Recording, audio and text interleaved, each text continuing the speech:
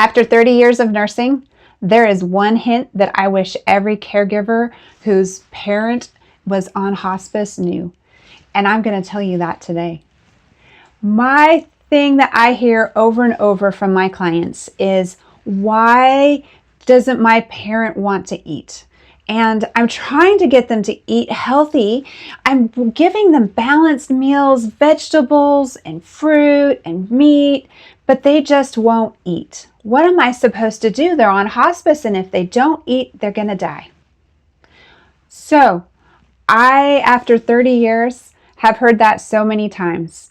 And as a registered nurse who takes care of people in my home all the time on hospice, I got to tell you, the number one thing to learn to do is to relax. As the caregiver, you need to realize that your loved one is in a different stage of life than us. And not eating doesn't really bother them. That is a natural way that God has made our bodies to slowly shut down. And so that means that we might eat just a little bit of food each day, maybe even just a few bites. Maybe some days they eat a lot, and other days they eat hardly anything. And when they are in this stage of being on hospice, that means that they are end of life. We need to feed them what they want to eat, because that, rather than harping on them and encouraging them and trying to talk them into eating healthy things, that is the one thing that will give them a more enjoyable life and possibly help them to live longer, is that if we're offering them things that they truly enjoy. And so what do? I tell you to let them eat cake. You know, what is their favorite thing? Do they like the chocolate cake? Maybe they like chocolate chip cookies, fresh made, just like their mom used to make. Maybe it's banana cake. Whatever it is that they love the most, that's what you should be serving. I have heard of people that ate nothing but a couple pieces of chocolate cake per day, and they lived for many, many months on that.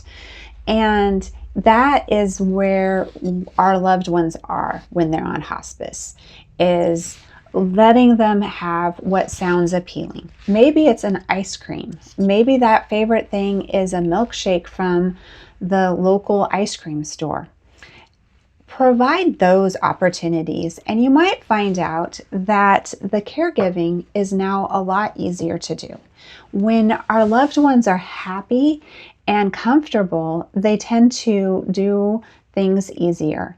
And I've even been known to bribe people by saying, hey, I need you to take a bath today, and after bath time is actually gonna be your favorite dessert. Whatever that is, chocolate cake, ice cream, I make sure I have it on hand so that the things that they don't really want to do, I encourage that to happen easily and by choice by offering the great prize at the end. And it's amazing how much easier life is when we are giving them a teaspoon of sugar, as the old saying is, rather than the sour component. So that's how I make caregiving with hospice a lot easier.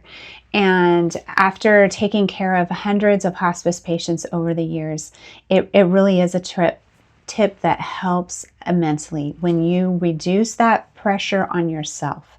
And it's, hard because we know that these are the last days that we're going to see our loved one, and our inclination is to try and make it last forever. But the problem with that is that then you're making your loved one live in a state that may not be very comfortable for them.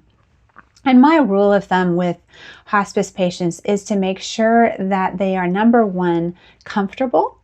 And that may mean giving them medications if needed. If they've got pain, then I get them pain medications. If they've got anxiety, I'll get them anxiety meds. Or maybe it's simply by putting their bed next to a window that they can look out and enjoy the scene. When my grandfather was on hospice, I put him next to the big living room window and sat with him in the living room rather than closing him up in a bedroom. And that made him super happy because he was comfortable. And so then I make sure that they are dry and I make sure that they're safe. There is nothing in hospice that says that they need to eat. In fact, they're going to be going the other direction. And when we accept that as a caregiver, then their last days and our last days with them will create happy memories for us to remember for a lifetime.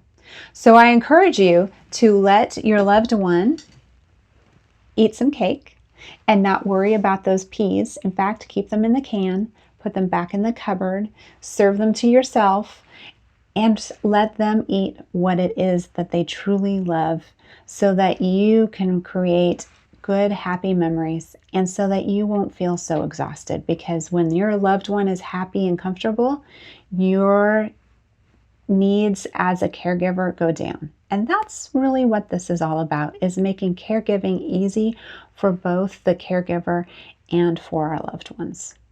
So I encourage you to watch me in my other videos if you want some more caregiving tips. Here's another video to check out, and I will see you in the next video.